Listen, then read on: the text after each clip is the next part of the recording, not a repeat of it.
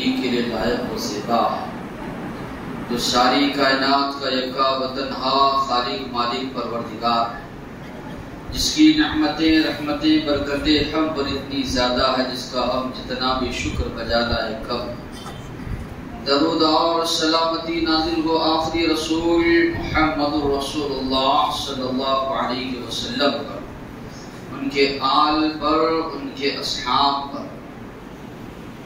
محترم حضرات، اسلامی خواتین، جس موضوع کے تحت آج گفتگو ہوگی موضوع ہے سنت کی اہمیت۔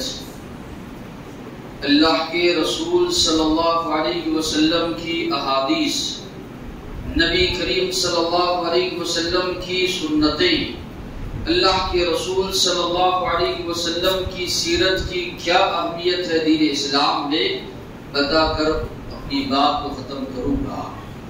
آج معاشرے کا عام جائزہ لیں گے، کئی ایسے لوگ آپ کو نظر آئیں گے جو سنت یا اسی طرح اللہ کے نبی کے احادیث کے تعلق سے شکوک و شبہات پیدا کر رہے ہیں۔ اللہ کے نبی کی احادیث پر اعتراضات کرنا، مسلمان ہونے کا دعویٰ وہ لوگ کرتے ہیں، اپنے آپ کو مسلمان کہتے ہیں۔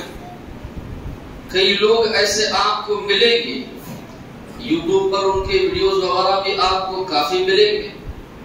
وہ لوگ اپنے آپ کو مسلمان تو ظاہر کرتے ہیں، مگر دبے الفاظ میں کھلا تو حدیث کا انکار نہیں کرتے، دبے الفاظ میں اللہ کے نبی کی احادیث پر اعتراض کرنا، اللہ کے نبی کی سنتوں پر اعتراض کرنا، یا آپ صلی اللہ علیہ وسلم کی سیرت پر اعتراض کرنا اور اس کو مشکوک بنانا۔ ان کا انداز آپ دیکھیں گے، انداز اس طرح یہ لوگ اختیار کرتے ہیں۔ سوال یہ کرتے ہیں کیا قرآن مجید مکمل کتاب نہیں ہے؟ اب ظاہر سے بات ہے، مسلمان جواب دے گا یقیناً اللہ کی کتاب مکمل کتاب ہے۔ اب سوال یہ کرتے ہیں کہ حدیث کی کیا ضرورت ہے، سنت کی کیا ضرورت ہے، نبی کریم صلی اللہ علیہ وسلم کی سیرت کی کیا ضرورت ہے؟ جب قرآن مجید آپ کہہ رہے ہیں مکمل کتاب ہے تو پھر یہ سنت کی کیا ضرورت ہے، احادیث کی کیا ضرورت ہے؟ پھر جس طرح قرآن مجید لکھا گیا ہے، مصحف میں موجود ہے، اس طرح احادیث کو جمع نہیں کیا گیا۔ مختلف طریقے کے جو ہے اعتراضات لوگ کرتے ہیں نبی کریم صلی اللہ علیہ وسلم کی احادیث پر۔ اب جو سیدھے سادے لوگ ہیں جن کے پاس وقت نہیں ہے دین جاننے کا، بہت جلد ان کے حربے میں آ جا رہے ہیں۔ واقعی بھی قرآن تو مکمل کتاب ہے، قرآن کے ہوتے ہوئے کسی اور چیز کی ضرورت نہیں ہے، احادیث کا جو ہے انکار کر دے رہے ہیں، احادیث کی جو ہے منکر ہو جا رہے ہیں۔ ایک جانب آپ یہ گروہ ملے گا، دوسری جانب ایسے لوگ ملیں گے جو دین کے نام پر بہت زیادہ بدعات، خرافات، رسم و رواج ان لوگوں نے ایجاد کیے۔ یہ لوگ بھی جو ہے دین کے نام پر اچھا کام ہے کریں تو کیا حرج ہے، کام کوئی برا تھوڑی ہے، آدمی نماز ہی تو پڑھ رہا ہے یا اسی طرح درود و سلامتی ہی تو پڑھ رہا ہے، فلاں کام کر رہا ہے۔ اللہ کے نبی نے جن موقعوں پر پڑھنے کا حکم نہیں دیا ان موقعوں پر پڑھ رہے ہیں، یا اسی طرح نبی کریم صلی اللہ علیہ وسلم سے آپ سنت سے ثابت ہے اذان کے بعد درود پڑھنا، اذان سے پہلے پڑھ رہے۔ ایسے کئی بدعات، خرافات، رسم و رواج ان لوگوں نے ایجاد کیا جس کی وجہ سے سنتیں اللہ کے نبی کی، آپ صلی اللہ علیہ وسلم کی احادیث کو لوگ بھول گئے، بدعات خرافات میں جو ہے لوگ لگ گئے۔ تیسری جانب اگر آپ دیکھیں گے، تقلید لوگوں نے ایجاد کی، ائمہ کی تقلید لوگوں نے ایجاد کی۔ یہ کہا چاروں ائمہ برحق، چاروں میں سے جس کسی ایک کو بھی اگر کوئی مسلمان مانتا ہے وہ جنت میں چلا جائے گا۔ سوال یہ پیدا ہوتا ہے، اللہ تبارک و تعالیٰ نے مبعوث کس کو فرمایا، اللہ تبارک و تعالیٰ نے رسول اور نبی بنا کر کس کو بھیجا؟ محمد صلی اللہ علیہ وسلم کو بھیجا۔ ہمارا ایمان، ہمارا عقیدہ یہ ہے کہ جو بات قرآن و سنت پہ ہے، اللہ نے فرمائی ہے، اللہ کے نبی نے فرمائی ہے، وہی بات شریعت کی نظر میں قابل قبول ہے، اللہ کے پاس قبول ہے، ورنہ اللہ اس کے رسول سے ہٹ کر کس کی بھی بات ہو شریعت میں وہ بات مردود ہے۔ آج آپ دیکھیں گے کئی لوگ جب فتویٰ دیتے ہیں، بیان کرتے ہیں، لوگوں کے سامنے باتوں کی وضاحت کرتے ہیں، تو ہمارے امام کے پاس یہ بات ہے، ہمارے امام نے اس مسئلے میں یہ فرمایا، ہمارے امام کے پاس یہ رائے ہے، یہ نظریہ۔ سوال یہ پیدا ہوتا ہے اگر کوئی اس عقیدے کے ساتھ، اس ایمان کے ساتھ عمل کرتا ہے کہ یہ امام ابو حنیفہ رحمۃ اللہ علیہ کا فرمان ہے، یہ امام شافعی رحمۃ اللہ علیہ کا فرمان ہے، یہ امام احمد بن حنبل رحمۃ اللہ علیہ کا فرمان ہے، اس کے مطابق عمل کرتا ہے تو کیا اس کو ثواب ملے گا؟ ہمارا ایمان عقیدہ یہ ہے جو کوئی اس نیت کے ساتھ، اس ارادے کے ساتھ عمل کر رہا ہے کہ امام ابو حنیفہ رحمۃ اللہ علیہ نے فرمایا، یا امام شافعی، امام احمد بن حنبل، امام مالک نے فرمایا، یہ کہہ کر کوئی عمل کرتا ہے کوئی ثواب اس کو دین میں نہیں ملے گا۔ حکم ہم کو یہ دیا گیا ہے، بات مانو اللہ کی، بات مانو اللہ کے نبی کی۔ فلاں نے فرمایا، فلاں کا یہ قول ہے، فلاں کی یہ بات ہے، کسی کی بات کی کوئی حیثیت دین اسلام میں نہیں۔ ایک مسلمان جو کلمہ پڑھتا ہے لا الہ الا اللہ محمد رسول اللہ، اللہ کے سوا کوئی معبود نہیں، محمد صلی اللہ علیہ وسلم اللہ کے رسول ہے، تو معلوم یہ ہوا حکم جو نازل کیا گیا ہے اللہ کی جانب سے، طریقہ جو اپنایا جائے گا صرف اور صرف محمد رسول اللہ صلی اللہ علیہ وسلم کا۔ سب سے بہترین زمانہ جس کو قرار دیا گیا اللہ کے نبی کا زمانہ، اللہ کے نبی کے صحابہ کا زمانہ، اس کے بعد جو زمانہ ہے تابعین کا زمانہ، اس کے بعد جو زمانہ ہے تبع تابعین کا زمانہ۔ ان ادوار میں آپ دیکھیں گے، ان دوروں میں آپ دیکھیں گے کہیں بھی تقلید آپ کو نظر نہیں آئے گی۔ یہ چار ائمہ کو ماننا برحق، یا چاروں میں سے ایک کو بھی اگر مانے گا تو جنت میں جائے گا، تو مانا یہ ہے کہ صحابہ کس امام کو مانتے تھے، تابعین کس امام کو مانتے تھے۔ آج جو یہ کہا جا رہا ہے چاروں ائمہ برحق، ان میں سے کسی ایک کو بھی اگر آدمی پکڑ لے گا جنت میں جائے گا۔ آپ کو معلوم ہونا چاہیے چاروں ائمہ کے درمیان ہر مسئلے میں اختلاف ہے۔ اگر اتفاق ہوتا، تھوڑا بہت اختلاف ہوتا تو فرقوں میں لوگ بٹتے ہی نہیں، فرقوں میں لوگ بٹتے ہی نہیں، فرقوں میں لوگ بٹے ہیں۔ مانا یہ ہے کہ چاروں کے درمیان اختلاف۔ ایک آدمی حنفیت کو مان رہا ہے، مانا یہ ہے کہ تین ائمہ کو وہ چھوڑ رہا ہے، اسلام کی چونی پر وہ عمل کر رہا ہے، بارانی حصہ وہ چھوڑ رہا ہے۔ ایک شافعی ہے، اپنے امام کے مطابق مان رہا ہے، تین ائمہ کو وہ چھوڑ رہا ہے۔ تو یہ جو کہا جا رہا ہے کہ ائمہ کو ماننا ہے یہی برحق ہے، یہ بالکل شریعت کے خلاف ہے۔ ماننا اس کو ہے اللہ تعالیٰ کو اور نبی کریم صلی اللہ علیہ وسلم کی احادیث کو۔ اللہ کے نبی کے حدیث کے مطابق کسی کی بھی بات کو وہ ٹھکرائی جا سکتی ہے، لی جا سکتی ہے۔ دنیاوی معاملے میں، دین کے معاملے میں صرف اور صرف اللہ کی کتاب قرآن مجید کی بات لی جا سکتی ہے اور نبی کریم صلی اللہ علیہ وسلم کی بات لی جا سکتی ہے۔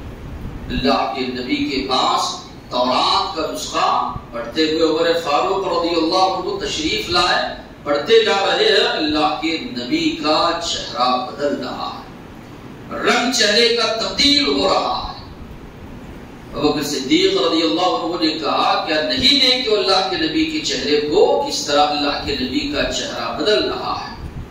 بیٹھ گئے گھٹنوں کے بل، میں راضی ہوا اللہ سے رب ہونے پر، نبی سے نبی ہونے پر، اور دین سے دین اسلام کے طور پر۔ اللہ کے نبی نے فرمایا لو کان موسیٰ حیا لاتبعنی، اگر آج موسیٰ علیہ السلام بھی زندہ ہوتے، میری اتباع کرتے، میری پیروی کرتے، اس کی سب سے زیادہ واضح مثال ہم کو ملے گی قیامت کی جو بڑی نشانیاں ہے۔ عیسیٰ علیہ السلام جب تشریف لائیں گے، آخری رسول محمد رسول اللہ صلی اللہ علیہ وسلم کی شریعت کے مطابق عمل بھی کریں گے، حالانکہ اپنے وقت کے وہ نبی ہے، رسول ہے، اللہ تبارک و تعالیٰ نے انجیل ان پر نازل فرمائی ہے، اس کے باوجود بھی آخر میں جب وہ آئیں گے اللہ کے نبی کے امتی ہوں گے، آپ صلی اللہ علیہ وسلم کی تعلیمات کو پھیلائیں گے، نبی کریم صلی اللہ علیہ وسلم کی شریعت کے مطابق فیصلہ کریں گے، اللہ کے نبی کی شریعت کے مطابق عمل پیرا ہوں گے۔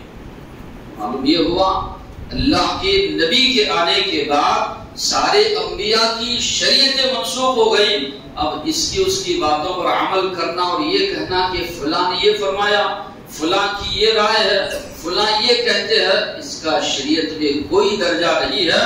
اگر کوئی یہ عقیدہ یہ ایمان رکھ کر عمل کرتا ہے، اس کا عمل اللہ تبارک و تعالیٰ کے پاس قابل قبول نہیں۔ رہا منکرین حدیث کا یہ کہنا قرآن مکمل کتاب ہے، حدیث کی ضرورت نہیں ہے، ان کمبختوں نے سمجھا بھی نہیں دی۔ جس کو اللہ تبارک و تعالیٰ نے اپنے سے الگ نہیں کیا، اس کو تم لوگ الگ کر رہے ہو۔ جہاں پر بھی آپ قرآن کا مطالعہ کریں گے، اطاعت کی بات جب اللہ نے کی، فرما برداری کی بات جب اللہ نے کی، آپ پڑھیں گے جہاں پر اللہ نے اپنی اطاعت کا حکم دیا، وہیں پر اللہ کے نبی کی اطاعت کا اللہ تبارک و تعالیٰ نے حکم دیا۔ قرآن کی کئی آیتوں میں آپ پڑھیں گے تو اللہ نے اس بات کی وضاحت کی۔ اللہ تبارک و تعالیٰ نے کہا یا ایھا الذین آمنوا اطیعوا اللہ واطیعوا الرسول، اے ایمان والو اطاعت کرو اللہ کی، اطاعت کرو اللہ کے رسول کی، ولا تولوا عنہ، اللہ کے نبی سے منہ مت پھیرو۔ اللہ تعالیٰ صرف یہ نہیں فرما رہے ہیں اللہ کی اطاعت کرو، اللہ کی بات مانو۔ قرآن مجید پر جو اللہ تبارک و تعالیٰ یہ فرما رہے ہیں اطاعت و فرما برداری کرو اللہ کی اور اللہ کے رسول کی، آگے اللہ نے فرمایا وَمَن يُطِعِ الرَّسُولِ، جو اللہ کے رسول کی اطاعت کرتا ہے فَقَدْ أَطَاعَ اللَّهُ، اس نے اللہ ہی کی اطاعت کی۔ اپنی اطاعت سے مقدم اللہ یہ فرما رہے ہیں اللہ کے نبی کی اطاعت، اللہ کے نبی کی فرما برداری، یہ اللہ ہی کی اطاعت ہے، اللہ کی ہی فرما برداری ہے۔ یہاں پر اللہ تعالیٰ تفریق نہیں کر رہے، الگ نہیں کر رہے ہیں قرآن اور سنت کو، قرآن اور حدیث کو اللہ تبارک و تعالیٰ فرما رہے ہیں قرآن مجید اللہ ہی کی جانب سے نازل کرتا ہے، اور اسی طرح احادیث بھی نبی کریم صلی اللہ علیہ وسلم پر جو نازل ہوئی یہ بھی اللہ ہی کی جانب سے نازل کرتا ہے۔ دونوں کے درمیان تفریق اللہ نے نہیں کی۔ اللہ نے کیا فرمایا وَمَن يُطِعِ الرَّسُولِ، جو رسول کی اطاعت کرتا ہے، جو رسول کی فرما برداری کرتا ہے، فَقَدْ أَطَاعَ اللَّهُ، اس نے اللہ ہی کی اطاعت کی۔ وَمَن تَوَلَّىٰ، جو منہ پھیر کر چلا جائے، فَمَا أَرْسَلْنَاكَ عَلَيْهِمْ حَفِيظًا، ہم نے آپ کو نگران بنا کر نہیں بھیجا۔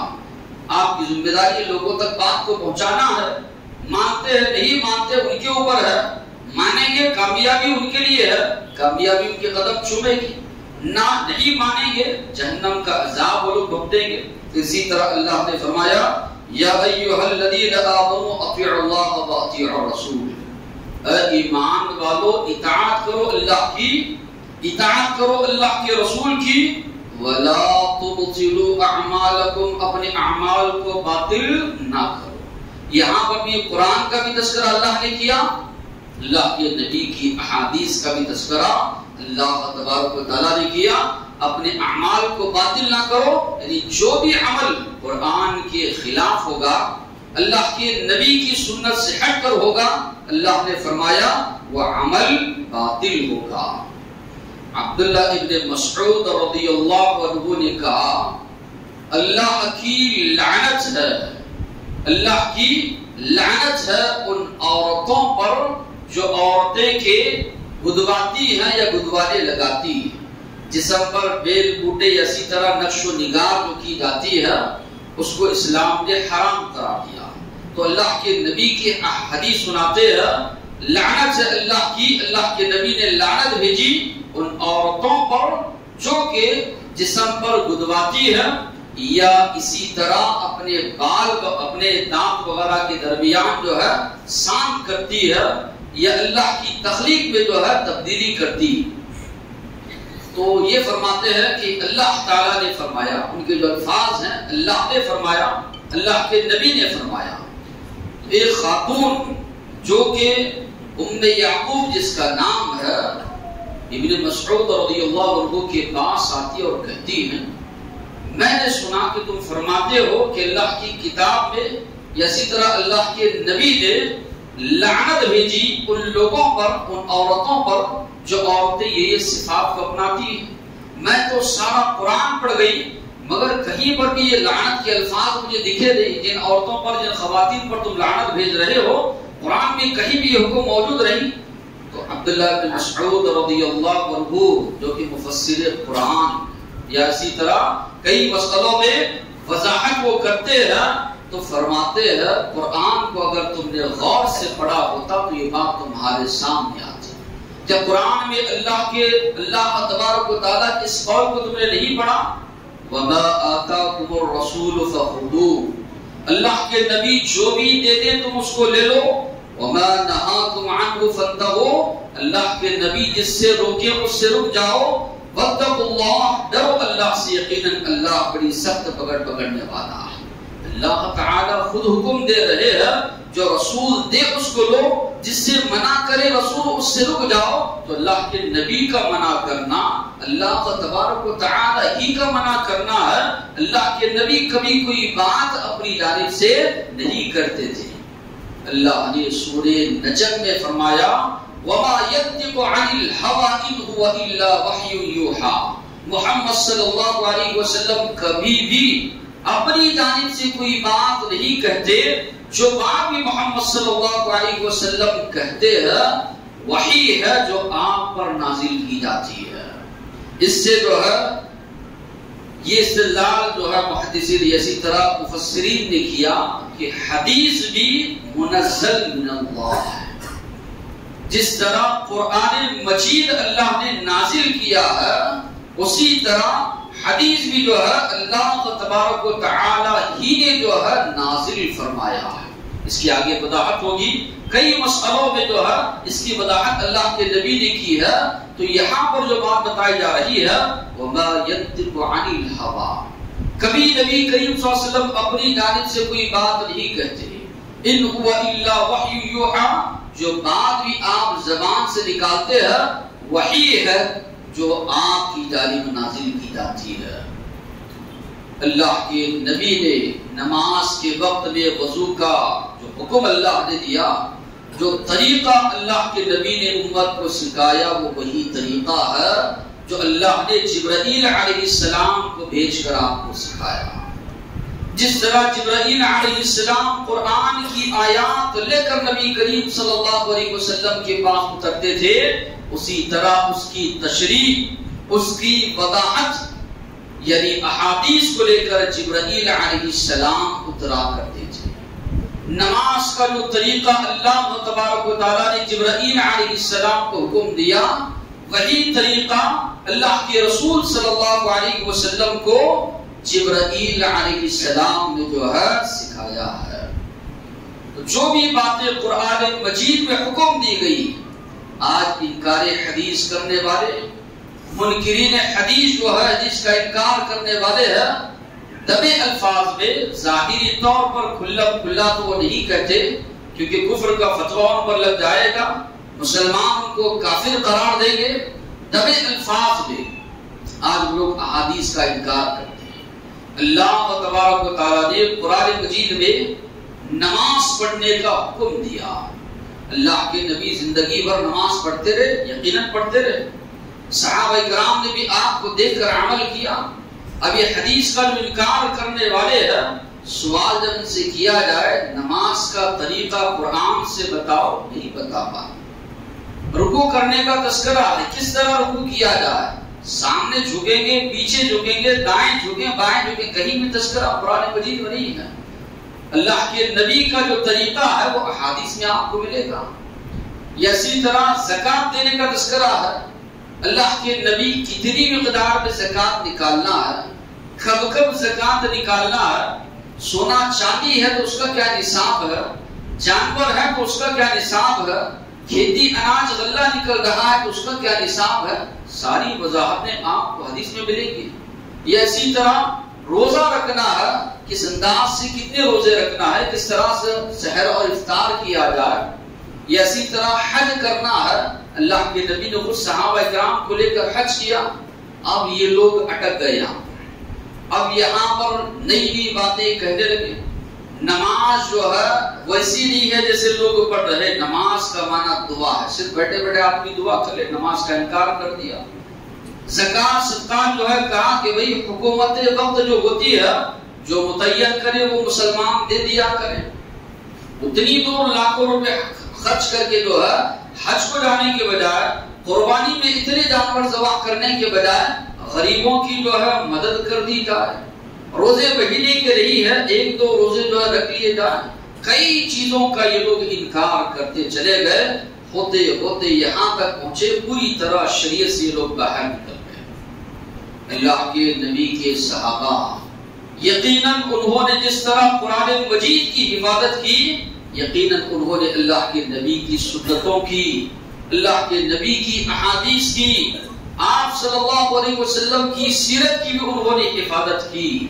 اللہ تبارک و تعالیٰ نے خود ذمہ داری لی ہے اس شریعت، اس دین کی حفاظت کی. اللہ نے فرمایا اِنَّا نَحْنُ نَزَّلْنَا الذِّكْرَ، یقیناً ہم نے اس قرآن کو نازل کیا ہے، وَإِنَّا لَهُ لَحَافِظُونَ، اور ہم ہی جو ہے قیامت تلک اس کی حفاظت کرنے والے ہیں. تو اللہ تعالیٰ خود فرما رہا ہے. ذکر سے مراد یہاں پر ان لوگوں نے تفریق کی، ذکر سے مراد قرآن حدیث نہیں. جبکہ میں نے کہا جس طرح کی جگہ جگہ پر اللہ نے کہا اطاعت کرو، اللہ کی اطاعت کرو، اللہ کے نبی کی. اللہ کے نبی کو اللہ نے ہمارے لیے اسوہ بنایا. لقد کان لکم فی رسول اللہ اسوۃ حسنہ، یقیناً تمہارے لیے اللہ کے نبی کی زندگی میں بہترین اسوہ ہے، بہترین نمونہ. اللہ کے نبی کی زندگی کہاں ہے؟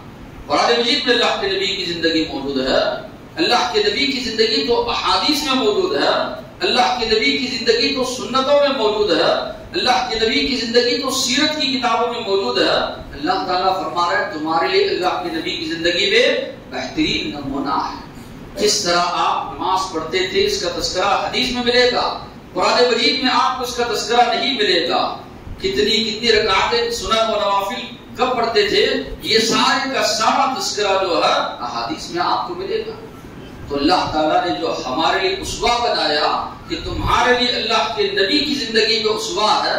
اب جو انسان حدیث کا انکار کرتا ہے، اللہ کے نبی کی سیرت کا انکار کرتا ہے، پھر اللہ کے نبی کو اسوہ کو کیسے جو ہے مان سکتا ہے، اللہ کے نبی کی جو ہے زندگی کو کیسے اپنا سکتا ہے.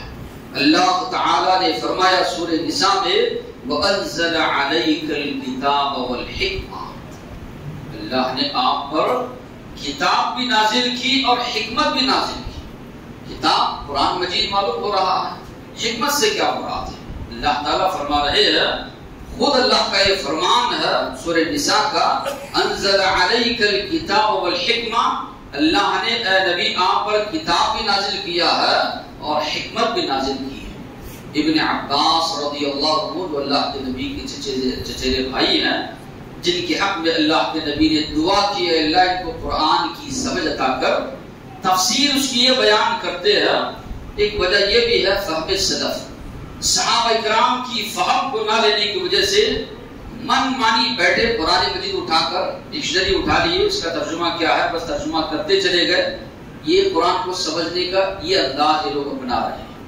اللہ کے نبی کے جو صحابہ جو اللہ کے نبی سے دین سیکھے، اللہ کے نبی کے شاگرد ہیں، ان کا فہم لینے کے بجائے اپنی سوچ اپنی فکر وہاں پر گھسا رہے ہیں.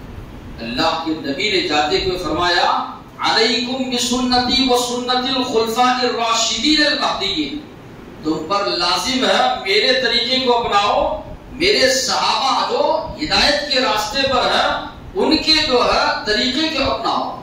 لئن آمنوا بمثل ما آمنتم به فقد اهتدوا، صحابہ کو خطاب کرتے ہوئے فرمایا بعد میں آنے والے جتنے بھی لوگ ہیں ویسے ایمان لائے جیسے محمد صلی اللہ علیہ وسلم کے ساتھی صحابہ ایمان لائے ہیں. تمہارا ایمان اللہ کے پاس قابل قبول، ورنہ تمہارا ایمان اللہ کے پاس مردود ہے. تو آج وجہ یہی ہے، صحابہ کی فہم کو، صحابہ کی فکر کو، صحابہ نے جو دین کو بیان کیا ہے، صحابہ نے جو دین کو سیکھا ہے، اس کو اپنانے کے بجائے قرآن مجید کو اٹھائے، ڈکشنری کو اٹھائے، اس میں جو ترجمہ مل رہا ہے وہ ترجمہ کر کے جو ہے آج لوگ گمراہ ہو رہے ہیں۔ تو اللہ نے جو فرمایا وَأَنزَلَ عَلَيْكَ الْكِتَابَ وَالْحِكْمَةَ، اللہ نے آپ پر کتاب بھی نازل کی، حکمت بھی نازل کی۔ حکمت سے کیا مراد ہے؟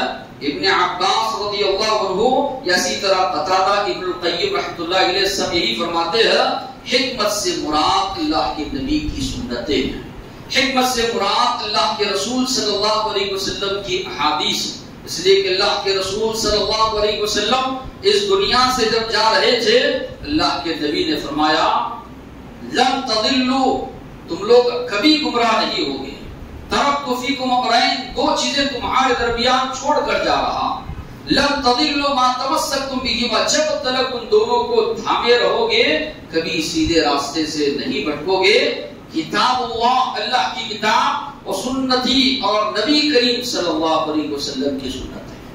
تو اللہ کے نبی فرما رہے ہیں جب تک ان دو چیزوں کو تھامے رہو گے کبھی صحیح راستے سے نہیں بھٹکو گے، صحیح راستے سے نہیں بہکو گے۔ کئی اعتراضات احادیث پر کرتے ہیں، وہ اعتراضات مستشرقین نے قرآن مجید پر بھی کی۔ اب یہ بے دین لوگ جو ہے آتے آتے ہوگا ایسے، وہ قرآن کی اعتراضات بھی جب پڑھیں گے قرآن کو بھی یہ لوگ چھوڑ دیں گے، چونکہ ہمارا ایمان ہے اس کتاب پر، ہمارا ایمان ہے اللہ کے نبی کی احادیث پر، ورنہ وہ اعتراضات آپ لوگوں کے سامنے سنا تھا۔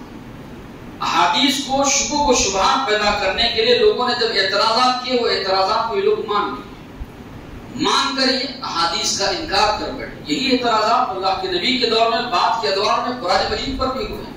اللہ کے نبی کے زمانے میں اللہ کے نبی کی زبان سے لوگ سن کر کہتے تھے یہ قرآن اللہ کی کتاب نہیں ہے، فلاں کے پاس جاتے ہیں سیکھ کر آتے۔ کئی اعتراضات تھے، قرآن نے اس کے جوابات دیے مدلل اور بہتر انداز میں۔ اگر سیکھ کر آتے ہیں فلاں سے، ایسی ایک سورہ بنا کے بتاؤ، ہمت ہے؟ نہیں بناتے، 10 آیتیں بنا کر بتاؤ، نہیں بنا سکتے ہو، ایک آیت لا کر بتاؤ۔ عربی زبان پانی کی طرح وہ لوگ بولتے تھے، عربی زبان کے بڑے ماہر تھے، ایسے ایسے اشعار وہ لوگ سناتے تھے، ان کے اشعار سن کر لوگ ان کے سامنے سجدہ ریز ہو جاتے تھے، لوگ ان کے اشعار کو لکھ کر کعبۃ اللہ پر لٹکاتے تھے۔ ایسے ایسے شعراء تھے، کھڑے کھڑے ہزار ہزار اشعار سنا دیتے تھے۔ کسی کے قبیلے میں کوئی شاعر پیدا ہوتا، دعوتوں کی دعوتیں وہ لوگ کرنے لگتے کہ ہمارے خاندان میں قبیلے میں شاعر پیدا ہوا ہے۔ کئی شعراء، قرآن جب نازل ہونے لگا ان لوگوں نے شاعری چھوڑ دی کہ بھئی قرآن کے نازل ہونے کے بعد اب رضا کسی چیز پر رہا نہیں۔ حالانکہ اس دور میں قرآن پر بھی اعتراض ہوا، تو کیا اعتراض اگر کوئی کر رہا ہے احادیث پر، قرآن پر، تو ہم اپنے دین کو چھوڑ دیں گے، سنتوں کو، اللہ کے نبی کی احادیث کو چھوڑ دیں گے؟ ایک چیز پر بھی آپ عمل نہیں کر پائیں گے۔ قرآن یقیناً مکمل کتاب ہے، قرآن کی جو تشریح ہے، قرآن کی جو وضاحت ہے وہ احادیث ہے۔ اللہ کے نبی بنائے جانے کے بعد 23 سال تک اس دنیا میں رہے، تو آپ کے اعمال، آپ کے اقوال، آپ کی باتیں، یہ آپ جو بھی عمل کرتے رہے وہ کہاں گئے؟ کہ اللہ کے نبی کے صحابہ، بعد کے دور کے مسلمانوں نے اس کی حفاظت نہیں کی؟ اتنے شبہ، یقیناً مستشرقین، کفار، یہود یہ پیچھے لگے ہوئے تھے کسی نہ کسی طریقے سے اسلامی تعلیمات کو مٹائیں، لیکن اللہ تبارک و تعالیٰ نے بھی وقت گزرتے گزرتے ایسے لوگوں کو قائم کیا، یا ایسے لوگوں کو اللہ نے لایا۔ امام بخاری رحمۃ اللہ علیہ، امام مسلم، امام ابو داؤد، امام نسائی، ابن ماجہ، ان لوگوں نے انتھک کوششوں کے ذریعے جو ہے چھان پٹک کر کے جو ہے احادیث کو جمع کیا۔ صحیح احادیث کیا ہے، ساری چیزوں کی وضاحت آپ کو ملے گی۔ یہ امت مسلمہ ایک ہی ہے، ان کے پاس فن رجال، اسماء الرجال کے نام سے کتابیں موجود ہیں۔ آج بھی اگر آپ دیکھنا چاہیں فلاں حدیث ہے، اس کی شرط کہ اللہ کے نبی سے کس نے سنا، پھر ان سے کس نے سنا، پھر وہاں سے امام بخاری تک جس طرح پوچھی ہے، ساری چیزیں آج آپ کو جو ہے موجود اس کے اندر ملیں گی۔ تو بتانا مقصود یہ ہے، مقصد یہ ہے، اللہ کہیں پر بھی تفریق نہیں کی کتاب و سنت کے درمیان۔ اللہ تبارک و تعالیٰ نے دونوں کو ایک ہی قرار دیا۔ اب سوال یہ پیدا ہوتا ہے کہ اب بغیر سنت کے قرآن کو سمجھا جا سکتا ہے؟ بغیر سنت کے بغیر احادیث کے قرآن کو آپ سمجھ نہیں سکتے۔ کئی مسائل میں اللہ کے نبی پر جب قرآن نازل ہوا، صحابہ اللہ کے نبی کے پاس ہے، گھبرائے ہوئے پریشان ہو گئے، اللہ کے نبی کیا مسئلہ ہے؟ قرآن مجید میں جب یہ آیت نازل ہوئی، الذین آمنوا ولم یلبسوا ایمانہم بظلم، جو لوگ ایمان لائے اور ان لوگوں نے ظلم نہیں کیا، ایسی ہی لوگوں کے لیے امن ہے، وہ ہدایت یافتہ ہیں۔ صحابہ پوچھے اللہ کے نبی ہم میں سے کون ہے جو ظلم نہیں کرتا؟ ظلم سے مراد صحابہ گناہ لینے لگے، انہی کے لیے اللہ تعالیٰ فرما رہے ہیں کہ امن ہے، وہی ہدایت یافتہ ہے۔ اللہ کے نبی نے فرمایا ظلم سے مراد وہ ظلم ہے جو لقمان حکیم نے اپنے بچے کو نصیحت کرتے ہوئے فرمایا، یا بنی لا تشرک باللہ ان الشرک لظلم عظیم، اے بیٹے اللہ کے ساتھ کسی کو شریک نہ ٹھہرا، یقیناً شرک یہ بہت بڑا ظلم ہے انسانیت پر۔ تو ظلم سے مراد شرک ہے، حدیث میں اس کی وضاحت نبی کریم صلی اللہ علیہ وسلم نے کی۔ اسی طرح اللہ تبارک و تعالیٰ نے فرمایا وَإِذَا ضَرَبْتُمْ فِي الْأَرْضِ فَلَيْسَ عَلَيْكُمْ جُنَاحٌ أَن تَقْصُرُوا مِنَ الصَّلَاةِ، جب تم سفر پر نکلو، اگر تمہیں کفار و مشرکین یا دشمنوں کا ڈر ہے تو نماز قصر کر سکتے ہو۔ جب امن چین سکون قائم ہوا، عمر فاروق رضی اللہ عنہ دیگر صحابہ نے پوچھا اللہ کے نبی اب تو امن چین سکون ہے، ہم سے دوسرے لوگ ڈر رہے ہیں، ہمارا خوف دوسروں کی دلوں میں ہے، اسلام غالب آ چکا ہے، کیا اب بھی نماز قصر کر کے پڑھیں؟ اللہ کے نبی نے فرمایا صدقتم، یہ صدقہ ہے جو اللہ نے تم کو دیا، اللہ کے صدقے کو قبول کرو۔ آج ہم سب قصر کی نماز پڑھ رہے ہیں، وجہ اس کی کہ حدیث میں اس کی وضاحت ہے، ورنہ قرآن کی جو الفاظ ہے کہ اگر تمہیں دشمنوں کا خوف ہے، ڈر ہے، تبھی تم جو ہے نماز قصر کر کے پڑھ سکتے ہو، اس کی وضاحت حدیث میں آپ کو ملے گی۔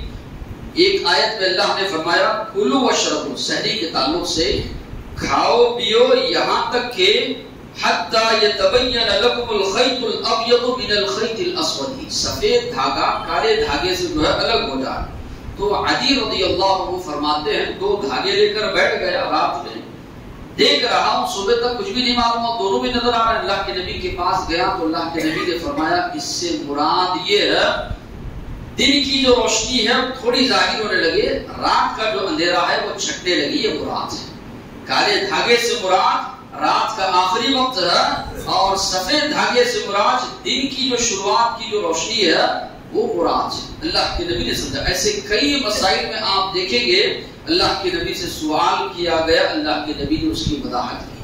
کئی ایسے مسائل آپ دیکھیں گے اللہ کے نبی سے سوال کیا گیا۔ خولہ رضی اللہ عنہا اللہ کے نبی کے پاس آتی ہے، کہتی ہیں اللہ کے نبی میرے شوہر نے مجھ سے زہار کیا ہے، کہا ہے مجھ کو اپنے اوپر حرام قرار دیا ہے، کچھ فیصلہ فرمائے، میری ساری زندگی ان کے ساتھ گزر گئی۔